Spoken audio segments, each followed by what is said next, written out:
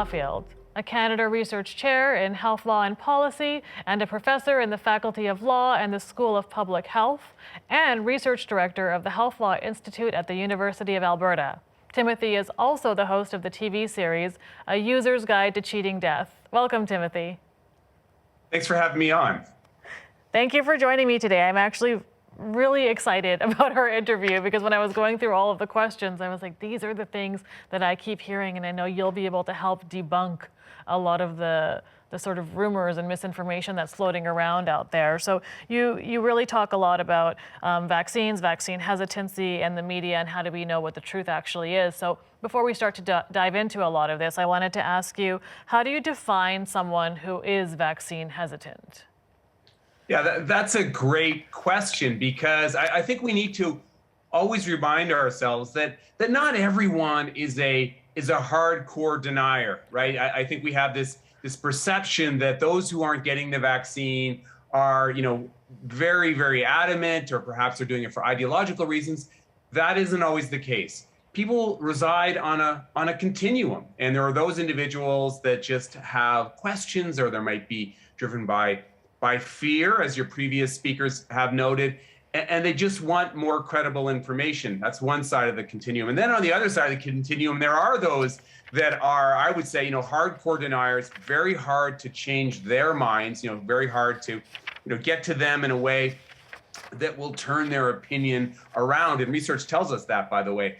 So I think of the hesitant, and I'm an optimist, so I like to believe that more people reside in this camp. I think of the hesitant as those that, for various reasons, are looking for answers and are hesitating to get their vaccines for a variety of reasons. And sometimes it's based on misinformation, but not always.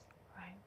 And so when we talk about misinformation, we live in an era where there's so much information flying at us from so many different places, be it the conventional news, Twitter, YouTube.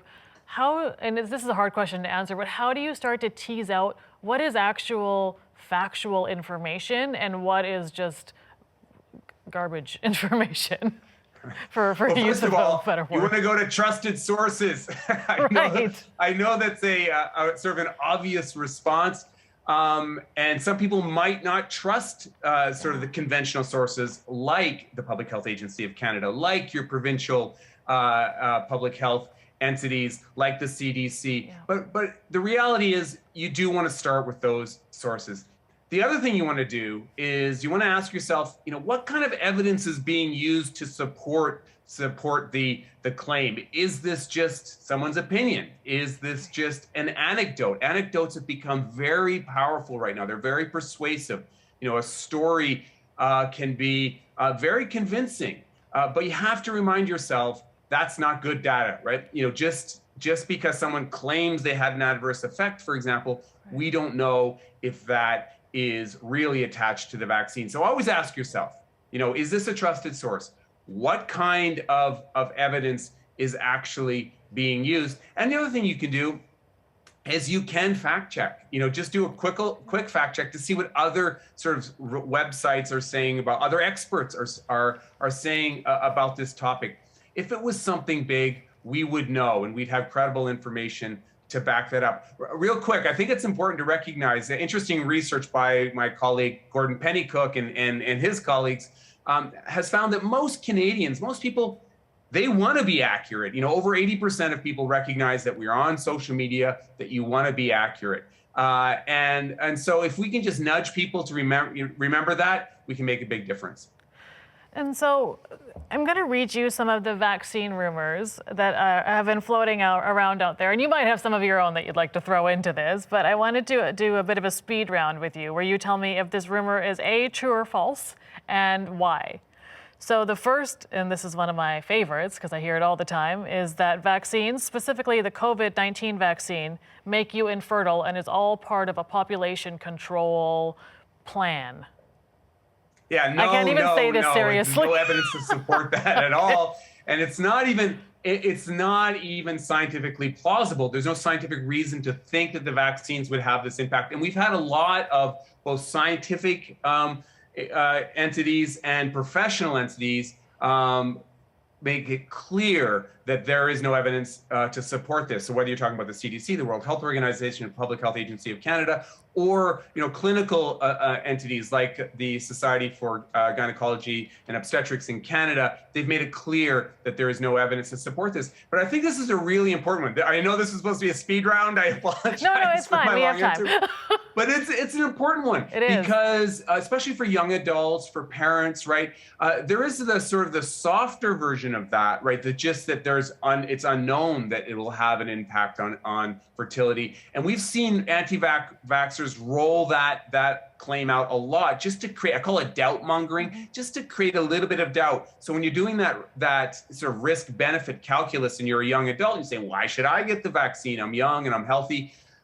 Research tells us that this doubt mongering can have a real impact. So I think it's really important to debunk it in total. Right. Thank you. So the next one, and I've heard this about both the vaccines and the COVID test, although I've had COVID tests and I don't even know how this would be possible, but the COVID-19 vaccine will change your DNA. Again, no. And again, not even scientifically plausible. I think that this one was rolled out early days. And again, it has had a big impact. They've done studies that have shown that a lot of people actually do believe this, or they're not sure about it, right? So yeah, no evidence to support this at all.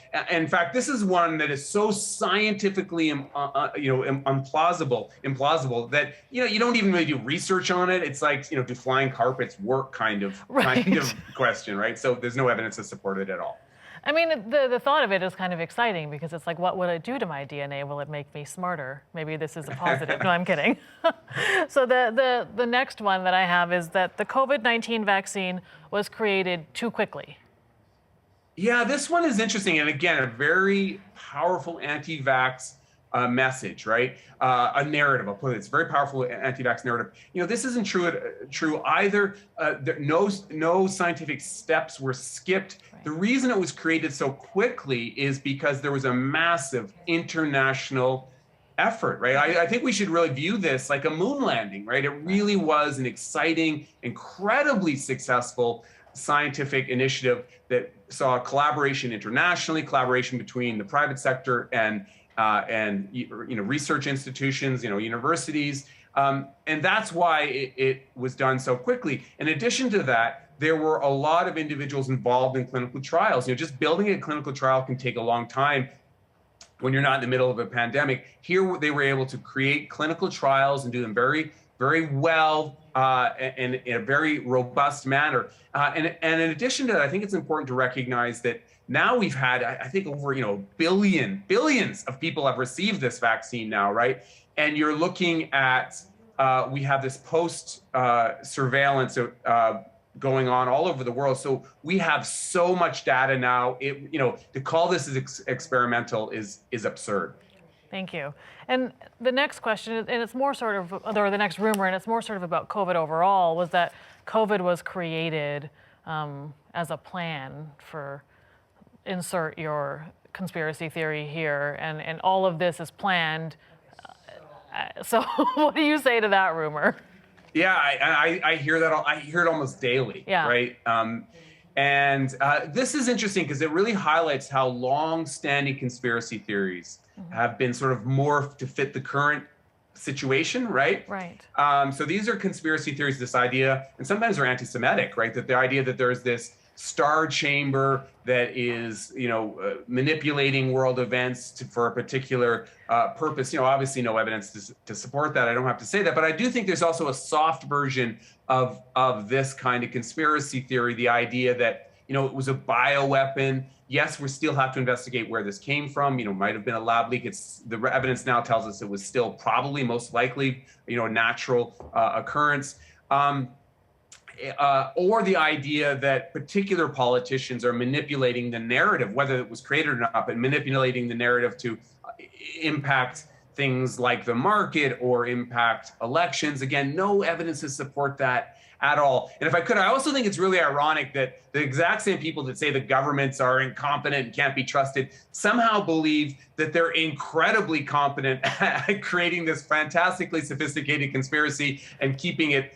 100% secret. So they're both incompetent and fantastically competent. It's, I don't know, mental gymnastics, Olympic level mental gymnastics. Yeah, it's pretty impressive. And I always think to myself, like, if I was at the top of the world and one of the elites, is this what I would be doing in my free time? And I don't feel like that is what I would be doing. But thank you for also debunking that rumor. I remember watching the documentary Social Network. And one of the things that really stuck out to me was that we as a society can no longer agree on what the truth is. And I think we're seeing that come out over and over again during this pandemic. So when we look at the effects of this pandemic, and if you had a crystal ball, like, what are some of the learnings that you hope come out of this? And also, do you think we're ever going to get to a point where we'll be able as a society to come back together and agree on what the truth is? Because I feel like it's been lost. Yeah, you're so right, and we know that social media is a huge part of this story, and that it's stressing us out. Is that right? It's stressing us out. We know that, and there's again a growing body of evidence that tells us that. There's an interesting study actually from University of Alberta that found that 85% of the misinformation that is out there had as its origin social media. So I think one of the big takeaways is the power of social media. I think that we're really starting to learn that and appreciate it. And I think there's also a bigger takeaway, and that's just about misinformation. I've been studying it for decades, and I've never seen it like it now. I mean, it really is a mess. It really is chaos out there. But the good news is there's this growing recognition, right, that misinformation is a problem. And I think that the people now recognize that it is one of the great challenges of our time. So you have international entities, national entities, regional entities, you have professional organizations, you have research institutions. Everyone recognizes that this is a severe problem and something needs to happen. So that's good news, but it's not a battle that's going to be won easily. I think it's something that is going to go on and on. To your last point, we're always going to be, fighting and negotiating with this chaotic information environment in order to ensure that good evidence rises to the top. So when we talk about good evidence and misinformation, in my own educational background, I have an honors degree in molecular biology and biochemistry, and I work in primary health care, but I still lean on actual experts to tell me about vaccines and how they will affect me. So how do you deal with the I did my own research crowd? Because to me, I don't even feel comfortable doing my own research. And I know there's a lot of people who have less understanding of science than I do who are claiming I did my own research, and that's why I don't believe I need any of this. So how do you counter that? How do you even talk to that? Yeah, it is frustrating. And what's interesting is that phrase, or I'm just asking questions. I don't know if you've heard, that's another strategy. I question everything. I put that also in the camp of doubt mongering, right? They just trying to constantly inject doubt. The goal here, I know you know this, but the goal here is just to create chaos, right? Often they just want the noise to be out there. And so one of the things I do, and I bet you do this also, is, remind people to think big picture. Always think about the big picture, the big knowns that we have out there. Always think about the scientific consensus and the body of evidence. And we know these vaccines work. We know they work fantastically well. That's the big message, right? That's the big message.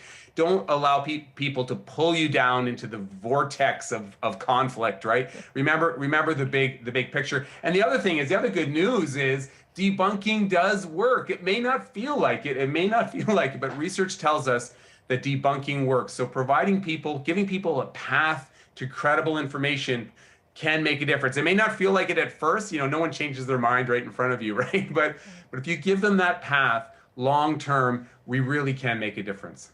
Yeah, and I do try that, but I'll be in an emergency room and then know that they had this many admits of COVID patients that day. But then I'll tell that to someone who is a complete disbeliever, and they're like, that's not true.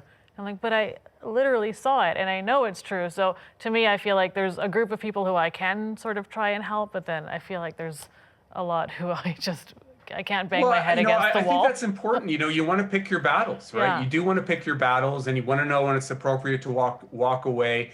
But I always like to be a glass half full person, and I think, long term we can make a difference, and the research tells us that these conversations, these one-on-one conversations, be empathetic, you listen, you tell your story, right, and you give them a path to credible information, and we can make a difference. Well, thank you so much, Timothy. This was an amazing conversation. I'm happy that you've helped to debunk so many of the rumors that are out there, and it was a pleasure speaking with you today. Thanks so much. Take care, guys. Thank you.